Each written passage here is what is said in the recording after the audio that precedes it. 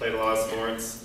Went to college in Dallas at SMU, majored in PR. So when I went to school at SMU, I wasn't quite sure what I wanted to do with my life, if I wanted to stay in PR, if I wanted to do something else. I was real big into basketball in high school and in college, so I got a chance right after I graduated at SMU to go be a basketball coach at Mississippi State. So I decided to do that and kind of leave PR for a little bit. So when I went to State, I spent a year there and I was a grad assistant basketball coach, and I kind of saw the coaching side of it, and it was, it wasn't for me, I decided, because I actually lived with the head coach and saw what he was going through every night, how stressed, and literally had no life. When you're in college sports as a coach, it's extremely stressful. So after that, I wanted to get back to PR, what was my major. So I went back to Dallas. I interned for the Dallas Cowboys for a season, and luckily one of my fraternity brothers in college was the intern before me, so I followed him up as the intern for the Cowboys. So when I did that, I started with the Cowboys and kind of got back into the PR thing. And one thing I learned real quick was you got to separate being a fan and professional, because I'm a huge Dallas Cowboys fan. And one game when Emmitt Smith, I'll show you my age, I'm a little older, a lot older than all you people. So Emmitt Smith broke the rushing record. And I was super excited. I was really young, like 21, 22, 23, whatever I was. But so I was so excited, so I'm running, I'm jumping around, like celebrating, and I'm on the job. So the next Monday I go in and they're like, hey Dennis, come here. So I'm in this whole conference room. And they're like, hey, look at this video. Do you see anybody? And there you see in the video me running and jumping and celebrating. And I mean, they replayed it like so many times when I worked for the Cowboys. So that moment I learned to separate being a fan from doing my job. So whenever I'm at Hornets games, no matter if it's the most exciting thing in the world, I sit there and I'm literally stone-faced with zero expression.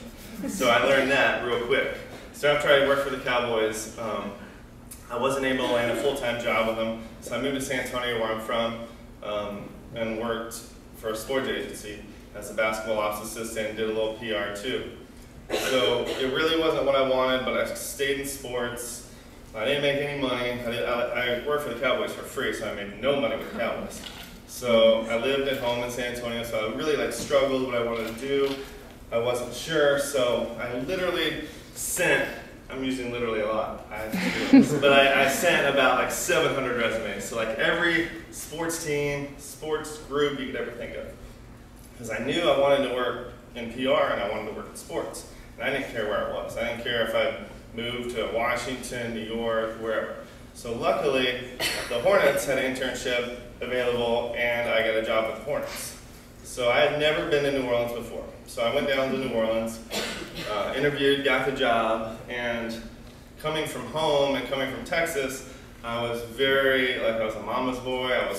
I didn't want to leave my surroundings. I didn't want to move to New Orleans. So literally when I drove from San Antonio to New Orleans, I stopped in a town called Winnie, Texas, and I had a flat tire. And it took me 3 hours to get it fixed. And I was at an intersection. This is getting really deep on you guys. But I was at an intersection, and there was a stop sign. I could go right to New Orleans or left to San Antonio, and I was like, I don't know what I want to do. I don't know if this is right. I don't know if I can leave home. I don't know anybody. So at that moment, I went right. I went to New Orleans, and thank God I did, because it's worked out very well for me. So on to the Hornets. I was an intern for 2 years, which is a long time. I made $1,000 a month, so I didn't make much money at all. And it was a struggle because I was 26, 27, so I was 26, 27 at the time, and I was like, man, I'm so old. All my friends at SMU are so successful, and I'm sitting here in New Orleans, I don't make any money. What am I doing with my life? So finally, I got a full-time coordinator. Got to be full-time, which was I made a certain amount of money. I'm not telling you how much after I'm stopping at $1,000 a month, but I was like, oh man, I got it made. I make this much money. I'm doing what I want. I love it. So I was that for one season, and then Katrina hit, and we moved to Oklahoma City for 2 years, which was incredible for me professional-wise to go through something like that and seeing the crisis communications and dealing with that. And And after Katrina, I lived in like 3 different cities during the 3 weeks. We were trying to figure out where we were going. I worked in Dallas at the Mavericks office trying to get everything up for the Hornets. And so they called me and they were like, hey, we're moving to Oklahoma City. Can you be here tomorrow? So I literally in 24 hours found out what city I was moving to and stayed there for 2 years. So at that time, it was a great experience for me because I had to deal with media in Oklahoma City and media in New Orleans, keep them both happy under that tragedy in New Orleans and the team in Oklahoma City, which Oklahoma City wanted to have us. So they wanted to kind of almost steal us away. So we had to keep both cities happy. So fortunately for me, professional-wise, the person above me left the Hornets to go take a job with another team. So I got promoted as a manager. So it was a very quick transition from coordinator to manager for me, so I got a little bit more responsibilities and got to do a lot more travel-wise with the team and being around the players. So after 2 years as a manager, I got promoted to a director, and I got promoted after the first round of the playoffs when we were really good. And so I got to, my first time as director was in the second round of the playoffs when everybody is stressed beyond belief and all of the national media is looking at you. So it was really good for me to be thrown right in the fire. And now this is my 5th season as director. And luckily, like I said, when I was 26, 27, and feeling like I was like so old and an intern and I didn't know what to do with my life. On the flip side, when I got to be director, I was the youngest director in the NBA. So it was 2 total opposites. So I was very fortunate the way my career ended and is now. So right now, this is my 5th season with the Hornets. And one of the things I did when I started, just to transition a little bit out of the Hornets was I wanted to get more experience. So I emailed around to try and do some other jobs, and one of the jobs I got was this NBA Summer League. So in July, all the NBA teams always go through summer leagues and with their rookies and younger players and free agents. So I interned I sent a blind email to this guy, and he was like perfect timing. So I went out there to Vegas in 2004, was an intern, busted my butt, did everything they needed and more. So luckily they invited me back, and every year since 2004, I've been with the NBA Summer League. And this past year we had 26 NBA teams. So basically every NBA team, it's like the mecca for summer basketball in the NBA. So everybody important is there. So I was very fortunate to also have that. So I do that a little bit on the side, and the Hornets are there. So I'm there taking care of the Hornets too. So it's a little bit of both for me. But anyways, one of the main things I think that's important for me is volunteering and trying to get out there and trying to know people in the business you want to do. And when I was at SMU, unfortunately, I didn't do a lot of that. So I was kind of behind the 8 ball when I got to do what I wanted to do after I figured out I didn't want to coach. So what I did was volunteer everywhere I could. I would always send emails to people saying, hey, if you need anything, stats, just meet a runner, anything, let me know. And I also would send emails to people saying, hey, if I was ever traveling, or in New Orleans or Baton Rouge, anywhere. I was saying, hey, I'm an intern, I'm very interested in this field. If you have a couple minutes to talk on the phone, email, in person, I'd love to get to know you and network and stuff. So that helped me a lot. So I've been able to volunteer with a lot of different organizations through the year, and I actually still volunteer a lot. Like this past year, I worked for the national championship and the Final Four, and I'm doing Super Bowl this year. So I'm still trying to do as much as I can because the opportunities are limitless and there's always people you can meet. So I did a couple of tips for starting out.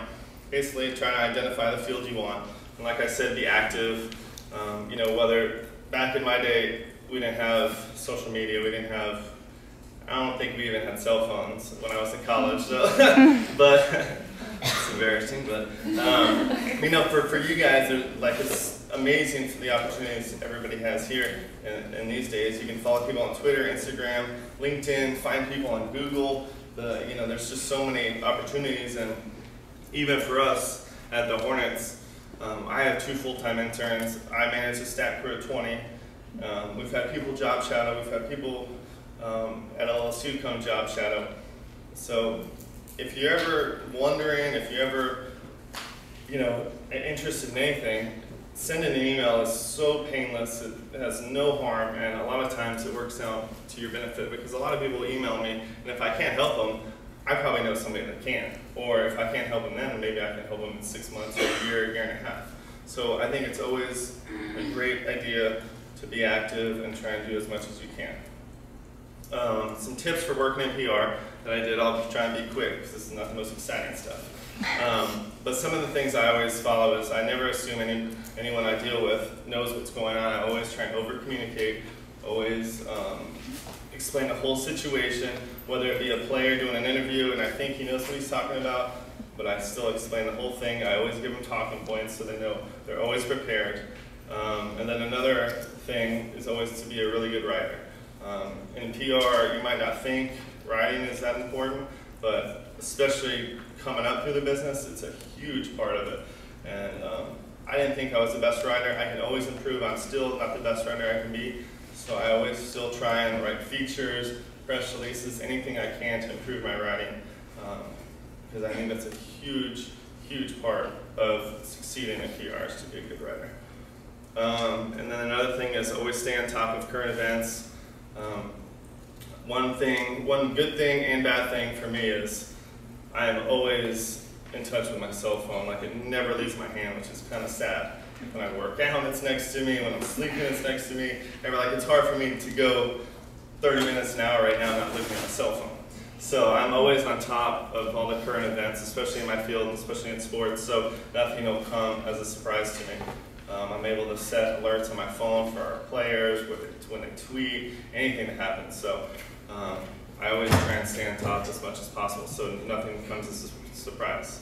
Like I said, the whole social media thing's amazing these days. There's so much you can do, and it's really exploded. Like I think Instagram right now is just such a huge like tool that you can use. It's free, and it's just like I really try to push our web people to do as much as I can for the Hornets. And for the Hornets and the Saints now that we're kind of involved with the Saints. So like today, here's one example today. Most of our team is back scrimmaging and working out, so I went over there to see him scrimmage.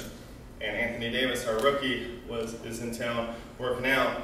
And Anthony it's kind of a surprise, but he's really not a sports fan. He doesn't have a favorite baseball team, football team. He doesn't really like college football. He never went to Kentucky games, so he's not a big sports fan. So somebody had a Saints hat, okay? And I was like, hey, Anthony, put this Saints hat on to show your support for the Saints. I'm going to take a picture of you, and we're going to tweet it out, Instagram it out, everything. And we did, and literally in like 4 hours through the Saints and the Hornets, we had 3,000 likes on Facebook. And what people see is like, oh, Anthony, Anthony's come to New Orleans. He wants to support the Saints.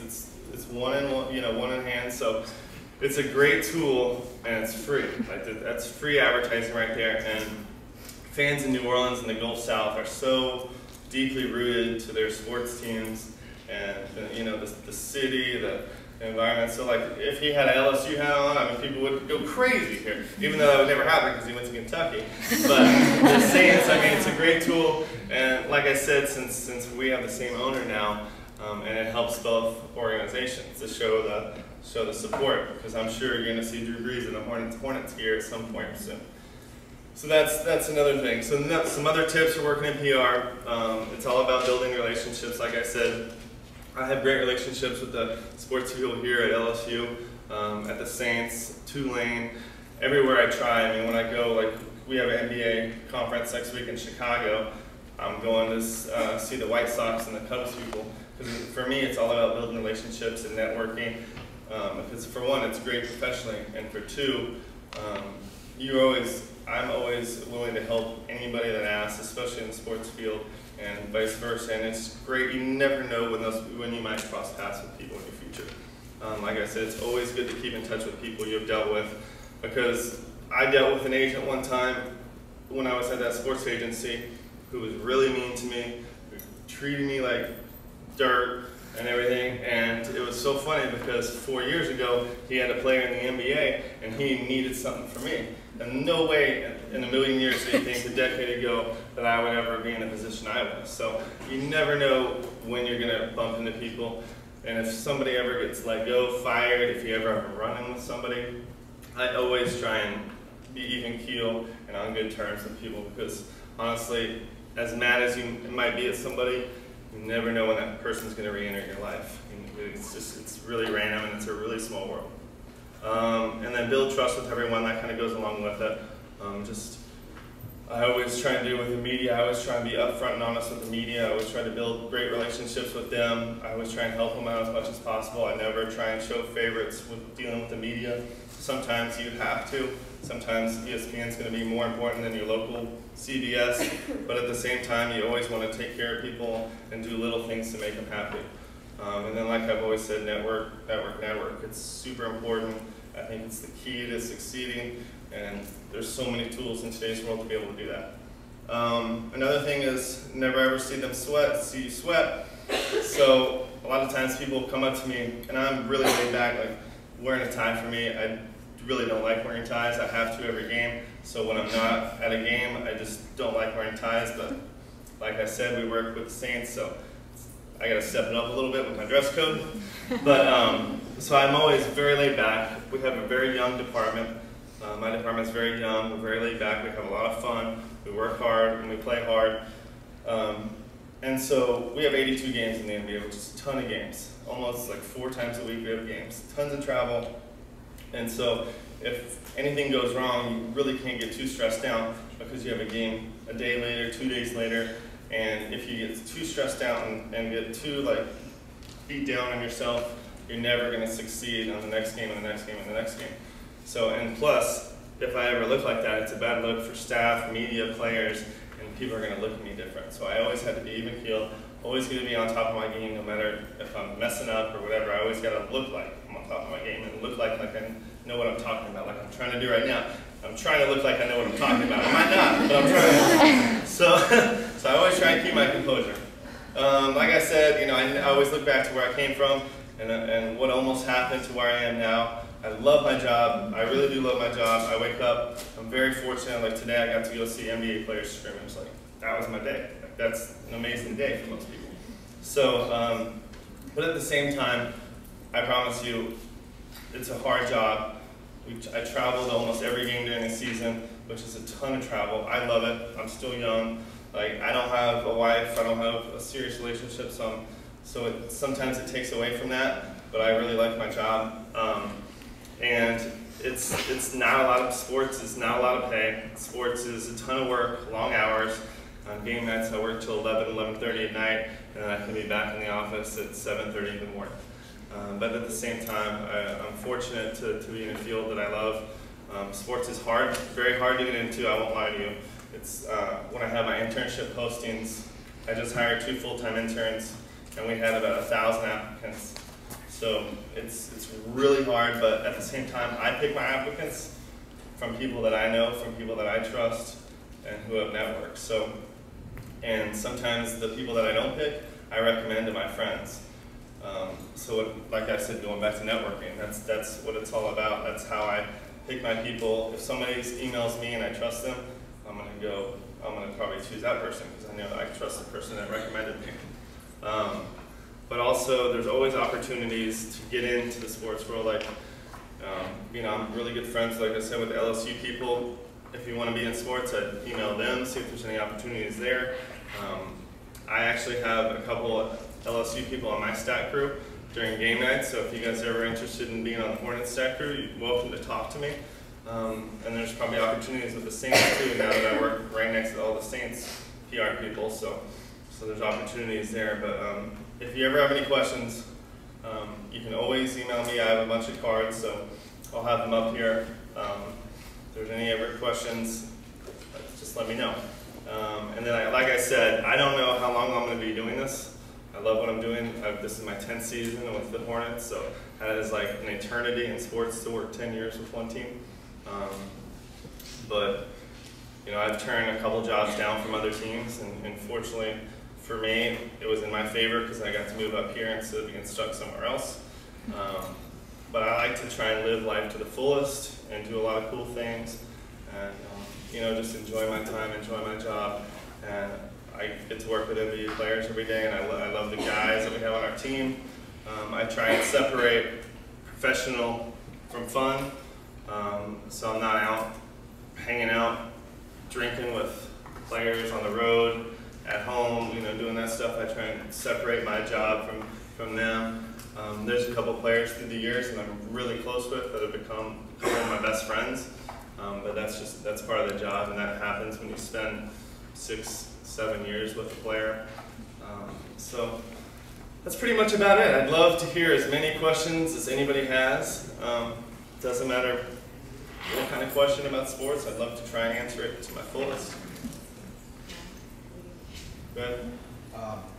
With the growing social media, there are a lot of different people blogging and everything. How do you separate mainstream and trying to get the best image out for the team when people have thousands or even hundreds of thousands of followers and they're not mainstream? And how do you separate and decide who should get a pass to the game and stuff? That's a great question, because in the last 4 years, 3-4 years, the blogosphere has blown up, and I'm part of the new school in the NBA. There's what I like to call in sports PR, there's a new school and old school, where people my age, I'm not 35, I'm younger than 35, but people 35 and younger that are directors are kind of the new school, and the old school is people that are 60 and up, because people that have my job are 65, so they come from the old school where blogs and stuff, they don't really believe in them.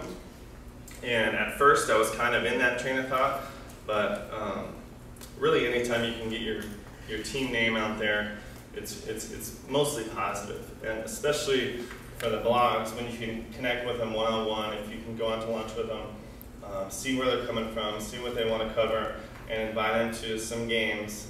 For the most part, they're going to treat you well, because they get, for the NBA, you get just incredible access to the players. You get to interview them on a typical game day. We have practice in the morning from 10 to 11, and then they get to interview the players and coach afterwards. Then that night before the game, our locker room is open for 45 minutes for the media to come in and talk to any player they want, and they get to talk to coach before the game. After the game, our locker room is open for 30 minutes for them to come in and talk to anybody, any players and coach. So that's 3 times in one day, which is an incredible amount of access. In the NFL, it's totally different. In baseball, it's totally different. Hockey, college is extremely way more limited. But in the NBA, we're extremely media friendly.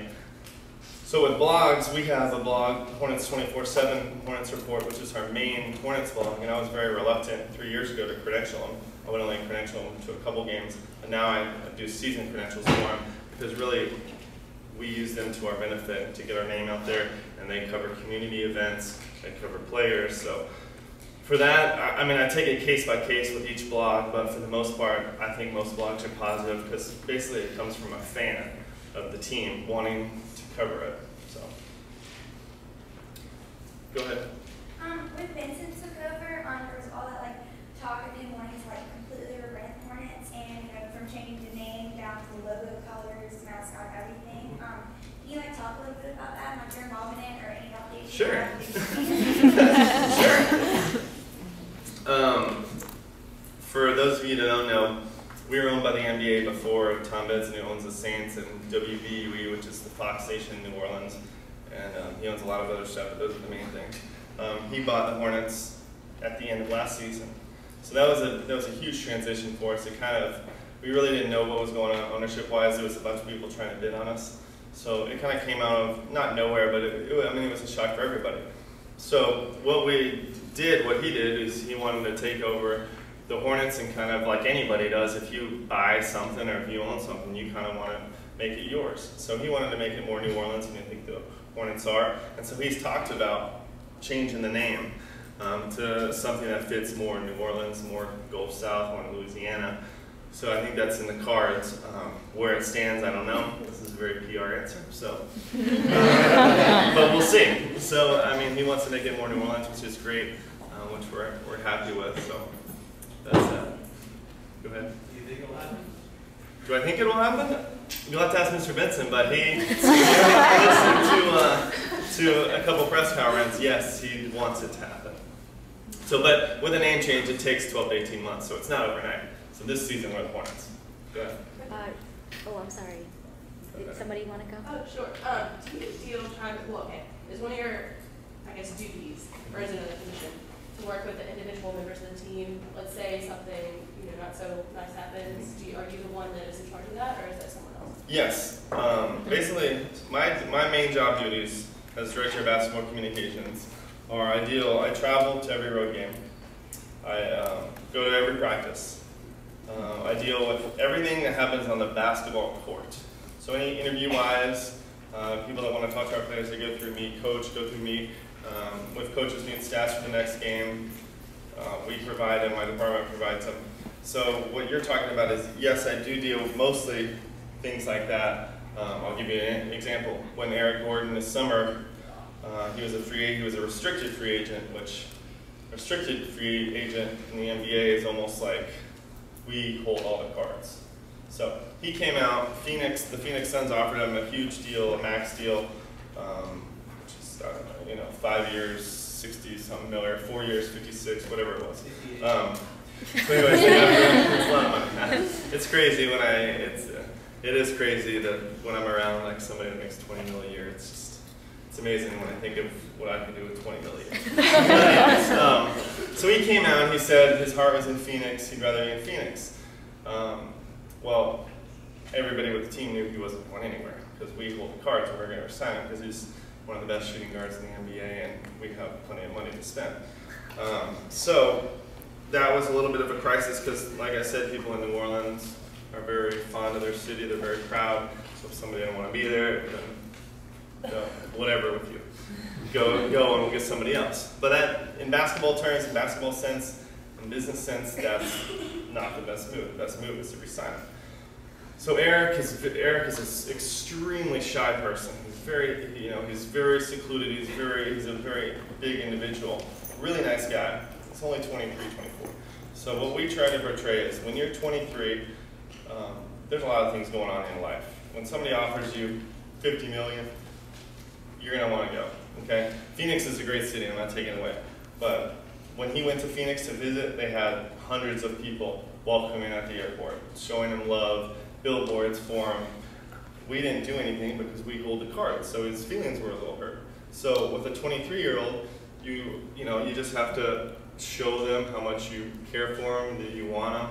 So it's very smoothed over, and it's not that easy with the fans. They're still going to hold grudges, and he hasn't talked publicly to the media yet, even though he's been in town for a month working out, and he looks in great shape. But one of the things he wants to do, like one of the things he came today and wanted to do, was he wants to be involved with the Hurricane Isaac relief and do stuff like that. So we're going to organize something for him to get out in the public, do something and show how much he cares about New Orleans. And he's been great on Twitter, showing his love for the city and stuff. And he knows he's going to go through some trials and tribulations this season with the media bashing him and constantly asking him that same question about his love for New Orleans as he wish he was in another city.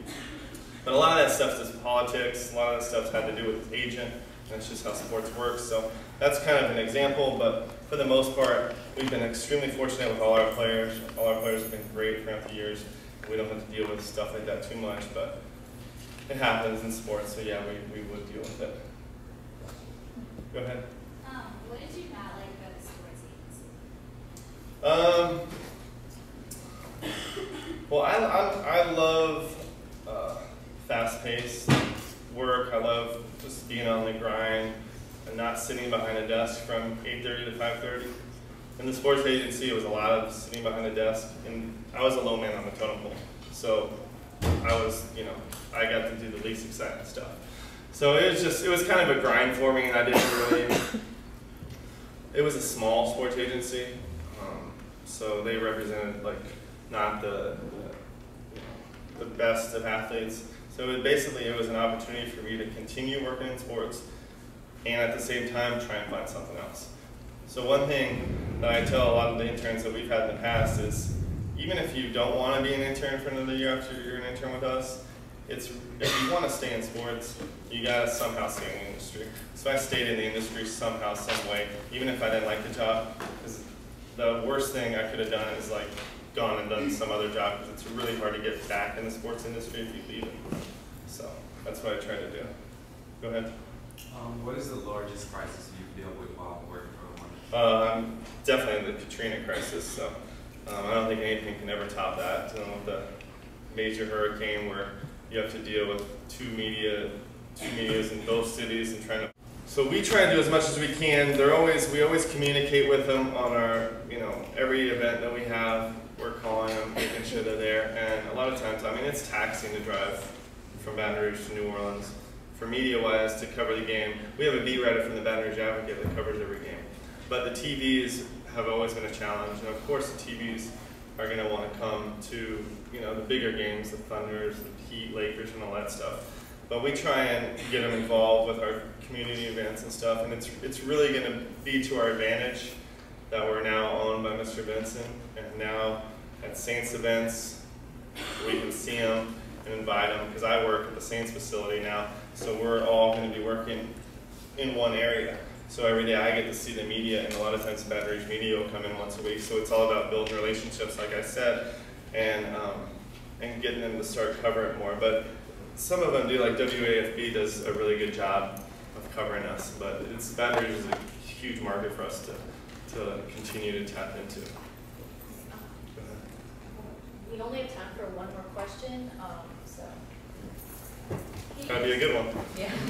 Can you describe like the international market as it relates to sports PR? Yeah, international market is huge. We actually played preseason 3 years ago in Berlin and Barcelona, and it was unbelievable because I was with Chris Paul the whole time, and we would go do community events and do some stuff outside of just our games, and it was literally like he was a rock star. People were running after the car. They were like, it was sold out everywhere we went. The international market is I would say it's even more popular than the U.S. at times, because it's soccer #1 over there. And then after that, I think it's basketball. Like I was fortunate enough to go to the Olympics, and it's awesome to see just the atmosphere when different countries play each other in basketball, and just the opportunities you have as a player and as a team to go play there. We actually play this preseason next month in Mexico City, so that's just another country. NBA always tries to tap into other countries to get more fan support and stuff, but international sports PR there's a lot of opportunity. And actually, when I was in London, I went and toured Arsenal, which is a big-time football team there, and one of their PR people, which is so she's one of the Arsenal PR people. Well, that concludes Dennis's presentation. Everyone please give him